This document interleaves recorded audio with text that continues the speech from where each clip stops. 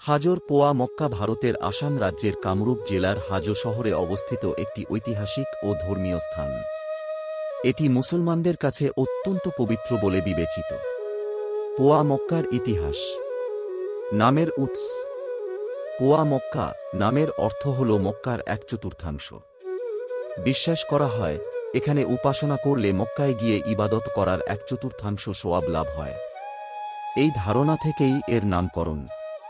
প্রতিষ্ঠার ইতিহাস। মধ্যযুগীয় আমলে নির্মিত। পোয়া মক্কা প্রতিষ্ঠার ইতিহাস মূলত 12-13 শতাব্দীর সাথে যুক্ত। একটি জনপ্রিয় ইতিহাস অনুযায়ী সুফি সাধক গিয়াসউদ্দিন আউলিয়া হাজোতে আসেন এবং তিনি মক্কা শরীফ থেকে আনা মাটির একটি অংশ এই স্থানে স্থাপন করেন। তিনি এখানে একটি মসজিদ ও দরগাহ প্রতিষ্ঠা করেছিলেন।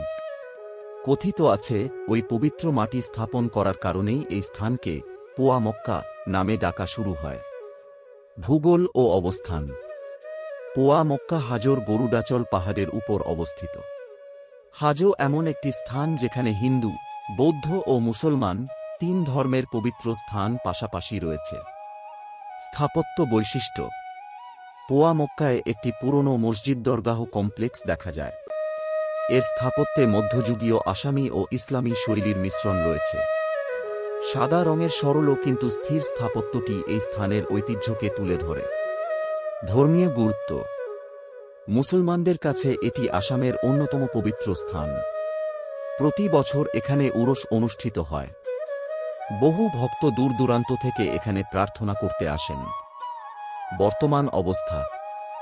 বর্তমানে এটি আসাম সরকারের সংরক্ষিত ঐতিহাসিক স্মৃতিস্তম্ভ। পর্যটক ও তীর্থযাত্রীদের জন্য এটি জনপ্রিয় গন্তব্য।